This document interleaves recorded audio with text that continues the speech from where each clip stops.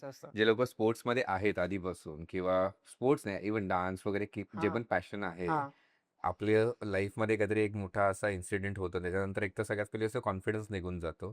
चालणं व्यवस्थित हा एक पहिला गोल बनून जातो. पण हां. त्याच्यानंतरचा जो कॉन्फिडन्स आहे आय थिंक पीपल आर मिसजजिंग, की त्यांना कळत नाही की त्या स्टेजमध्ये कोणतरी एक मोटिवेट करायला किंवा एक हेल्प करायला, की how you can cope up with your injuries. हं, हं, हं. तर त्याच्यासाठी I think you are helping them. हां, सो स्ट्रेंथ अँड कंडिशनिंगमध्ये एडवान्स ट्रेनिंग होतं. मग तुमचं मे बी जिममध्ये अजून वेट लिफ्टिंग येतं, हम्म. जंपिंग वगैरे येतं. हम्म. आता फुटबॉलमध्ये कोणाला जायचं परत तर ट्विस्टिंग, टर्निंग येतं. फुटबॉल असं एक लाईनीत धावायचा स्पोर्ट नाही. राईट. ट्विस्टिंग, टर्निंगमध्येच जास्त नी इंजुरीज होतात.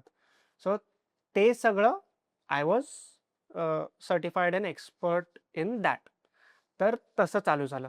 मग बिकॉज ते रीच अशी झाली आणि इतके म्हणजे लोकं यायला लागले, की then we hired physiotherapist in the team.